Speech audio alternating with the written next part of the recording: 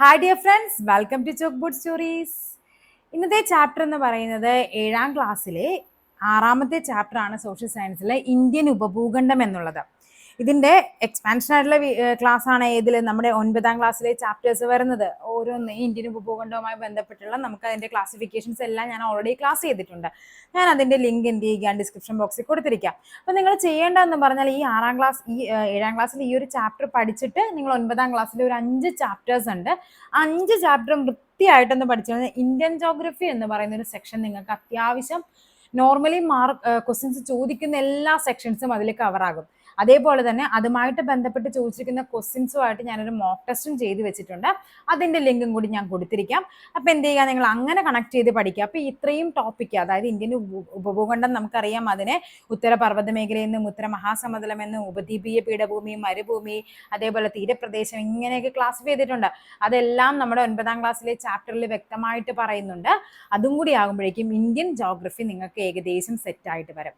Okay, അപ്പൊ നമുക്ക് ചാപ്റ്ററിലോട്ട് പോകാം. ഇന്ത്യൻ ഉപഭൂഖണ്ഡം ഇതായിരുന്നു ആദ്യം എടുക്കേണ്ട ചാപ്റ്റർ. പക്ഷെ ആ 9th ആ ഒരു എക്സാം ടൈമിൽ മറ്റു ചാപ്റ്റർ ഇത്തിരി ഇമ്പോർട്ടൻ്റ് ആയതുകൊണ്ട് ഞാൻ അത് കയറി എടുത്തുന്നേ ഉള്ളൂ. അപ്പൊ നമുക്കറിയാം, നമ്മുടെ ഇന്ത്യൻ ഉപഭൂഖണ്ഡം നല്ല ഭംഗിയായിട്ട് കൊടുത്തിരിക്കുന്ന നല്ല രസമുണ്ട് പിക്ചർ കാണാനായിട്ട്. ഓക്കെ, അപ്പൊ നമ്മുടെ കേരളമൊക്കെ ഇവിടെ കിടക്കുന്നു, കേരളം. അപ്പൊ നമുക്ക് നോക്കാം എന്തൊക്കെയാണ് നമുക്ക് ഈ ചാപ്റ്ററിൽ പഠിക്കാനുള്ളതെന്ന്. ഓക്കെ, അപ്പൊ എന്താണെന്ന് നോക്കിക്കേ.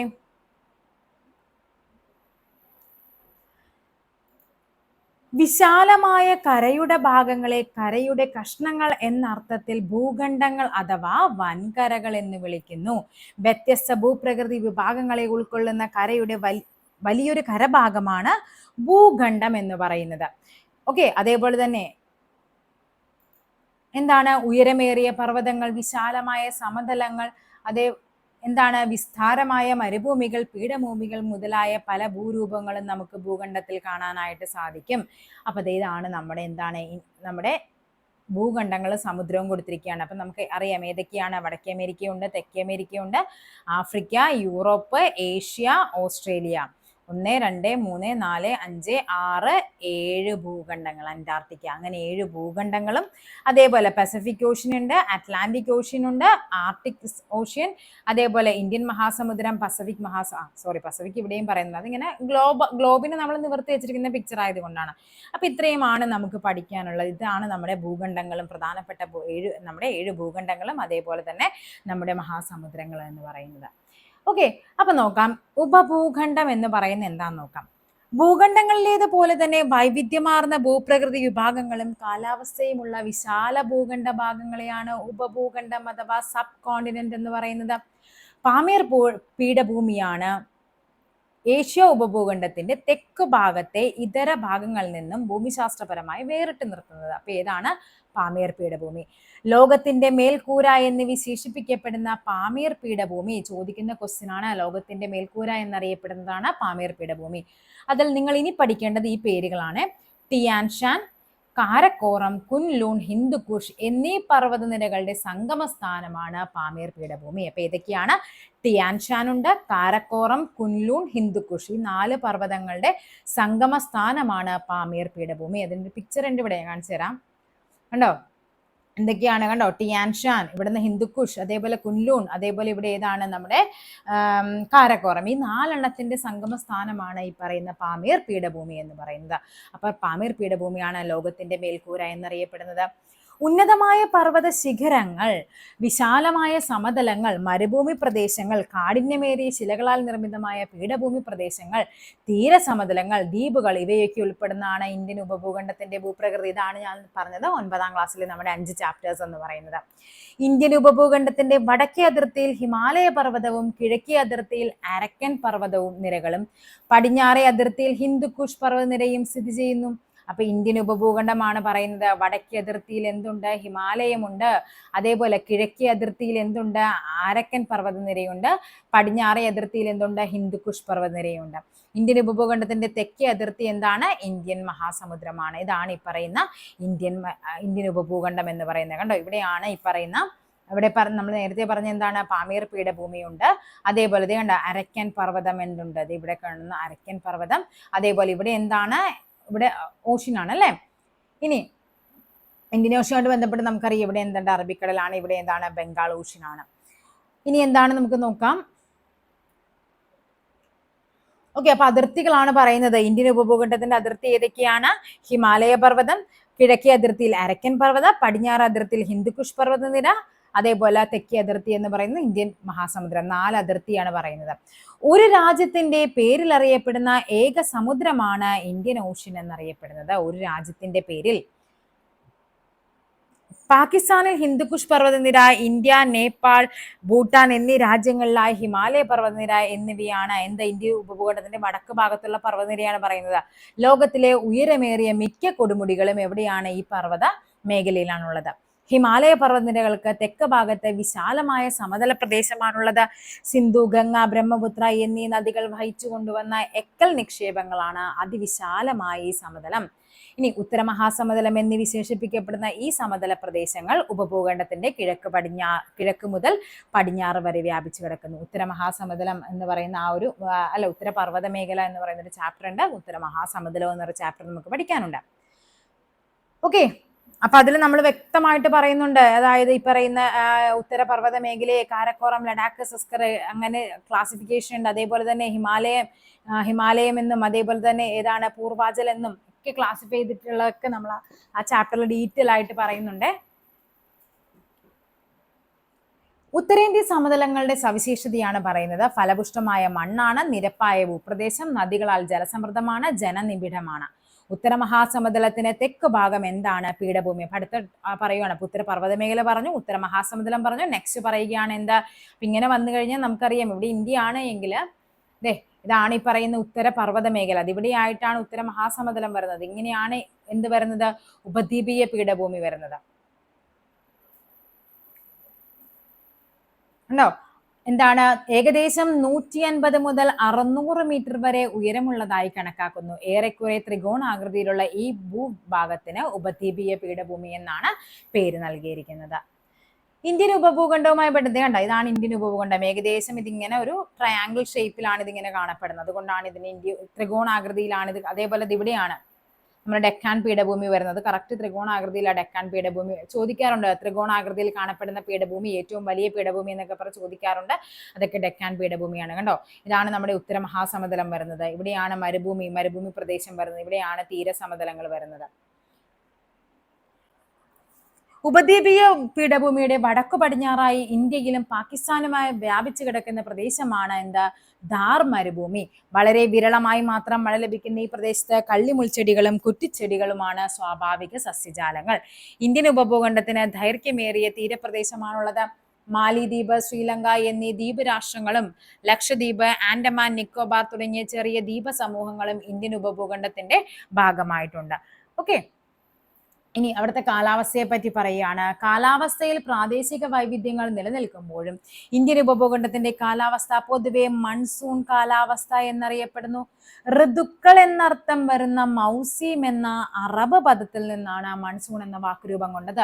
ഇത് 3ഉം PSCക്ക് ചോദിച്ചിട്ടുണ്ട്. എങ്ങനെയാണ് ചോദിച്ചതെന്ന് പറഞ്ഞാൽ മൺസൂൺ, അതായത് മൗസീം എന്ന അറബ് പദത്തിൽ നിന്നാണ് മൺസൂൺ എന്ന വാക്കുണ്ടായത്. മൗസീമിന്റെ അർത്ഥം എന്തെന്ന് ചോദിച്ചിട്ടുണ്ട്. മൺസൂൺ എന്ന വാക്കുരൂപം കൊണ്ടത് ഏത് പദത്തിൽ നിന്നാണെന്ന് ചോദിച്ചിട്ടുണ്ട്. മൗസീമാണ്. ഈ മൺസൂൺ എന്ന വാക്കുരൂപം കൊണ്ട മൗസീം ഏത് ഭാഷയിൽ നിന്നാണെന്ന് ചോദിച്ചിട്ടുണ്ട്. അത് ഏതാണ്? അറബാണ്. അപ്പൊ എന്താണ്? ഋതുക്കൾ, മൗസീം, അറബ്. ഇന്ത്യൻ ഉപഭൂഖണ്ഡത്തിന്റെ കാലാവസ്ഥയെ മൺസൂൺ കാറ്റ് സ്വാധീനിക്കുന്നുണ്ട്. ഈ കാറ്റ് ഋതുക്കൾക്കനുസരിച്ച് ദിശ മാറുന്നുണ്ട്. ഓക്കെ, സൂര്യന്റെ അയനം മൂലം ഉത്തരായന കാലത്ത് സൂര്യന്റെ സ്ഥാനം ഉപഭൂഖണ്ഡത്തിന് മുകളിലായിരിക്കുമ്പോൾ കരഭാഗത്തെ വായു ചൂടുപിടിച്ച് മുകളിലേക്ക് ഉയരുന്നു. ഇവിടേക്ക് സമുദ്രത്തിൽ നിന്നും ഈർപ്പം നിറഞ്ഞ കാറ്റ് വീശുകയും ഉപഭൂഖണ്ഡത്തിന്റെ പല ഭാഗങ്ങളിലും മഴ ലഭിക്കുകയും ചെയ്യുന്നു. മെയ് ജൂൺ മാസങ്ങളിൽ തെക്ക് പടിഞ്ഞാറ് ഇന്ത്യൻ സമുദ്രത്തിൽ നിന്നും ഉപഭൂഖണ്ഡത്തിലേക്ക് വീശുന്ന കാറ്റുകൾ ഇന്ത്യൻ ഉപഭൂഖണ്ഡത്തിൽ വ്യാപകമായ മഴയ്ക്ക് കാരണമാകുന്നു. അപ്പൊ ഇവിടെ പറയുന്ന ഒരു പേരാണ് സൂര്യന്റെ അയനം. അപ്പൊ എന്താണ് സൂര്യന്റെ അയനം എന്ന് നമുക്ക് നോക്കാം. സൂര്യന്റെ ആപേക്ഷിക സ്ഥാനം ഉത്തരായന രേഖയ്ക്കും ദക്ഷിണായന രേഖയ്ക്കും ഇടയിൽ മാറിക്കൊണ്ടിരിക്കുന്ന പ്രതിഭാസത്തെ പറയുന്ന പേരാണ് അയനം എന്ന് പറയുന്നത്. ഭൂമിയുടെ പരിക്രമണവും ഭൂമിയുടെ അച്ചുതണ്ടിന്റെ ചരിവുമാണ് ഇത്തരത്തിൽ സൂര്യന് സ്ഥാനമാറ്റം സംഭവിക്കാനുള്ള കാരണം. ഇതൊന്ന് പഠിച്ചു വെച്ചേക്കുക. സൂര്യന്റെ അയനം സംഭവിക്കാനുള്ള റീസൺ ചോദിക്കാൻ ചിലപ്പോൾ. എന്തൊക്കെയാണ്? ഭൂമിയുടെ പരിക്രമണവും ഉണ്ട്, അതേപോലെ തന്നെ ഭൂമിയുടെ അച്ചുതണ്ടിന്റെ ചരിവ്. അവിടെ ഭൂമിയുടെ ഭ്രമണമല്ല പറയുന്നത്, ഭൂമിയുടെ പരിക്രമണവും ഭൂമിയുടെ അച്ചുതണ്ടിന്റെ ചരിവുമാണ് സൂര്യന്റെ അയനത്തിന് നമുക്ക് കാരണമായിട്ട് വരുന്നത്. ഓക്കെ, ദക്ഷിണായന സമയത്ത് സൂര്യന്റെ സ്ഥാനം ഇന്ത്യൻ സമുദ്രത്തിന്റെ മുകളിലായിരിക്കുമ്പോൾ സമുദ്രോപരിതലത്തിലെ വായു ചൂട് പിടിച്ചുയരുകയും ഇവിടേക്ക് ഉത്തരദിക്കിൽ നിന്നുള്ള കാറ്റ് വീശുകയും ചെയ്യുന്നു. നമ്മൾ നേരത്തെ പറഞ്ഞിട്ടുണ്ട്, എന്താണ് ചൂട് പിടിക്കുമ്പോൾ വായു മുകളിലേക്ക് ഉയരും. അപ്പൊ എന്ത് സംഭവിക്കും? ഇവിടെ നിന്ന് തണുത്ത കാറ്റ് ഇങ്ങോട്ടേക്ക് വീശും. നമ്മൾ കടൽക്കാറ്റും കരക്കാറ്റൊക്കെ പറഞ്ഞിട്ടുണ്ട്. സെപ്റ്റംബർ ഒക്ടോബർ മാസങ്ങളിൽ വടക്ക് കിഴക്ക് നിന്ന് തെക്ക് പടിഞ്ഞാറോട്ട് വീശുന്ന കാറ്റുകൾ പൊതുവെ വരണ്ടതായതിനാൽ മഴയുടെ അളവ് കുറവായിരിക്കും. എന്നാൽ ബംഗാൾ ഉൾക്കടലിൽ നിന്ന് നീരാവി ആഗിരണം ചെയ്യുന്നതോടെ ഉപദ്വീപീയ ഭാഗത്തിന്റെ കിഴക്കൻ തീരങ്ങളിൽ വ്യാപകമായ മഴയ്ക്ക് സാധ്യമാകുന്നുണ്ട്.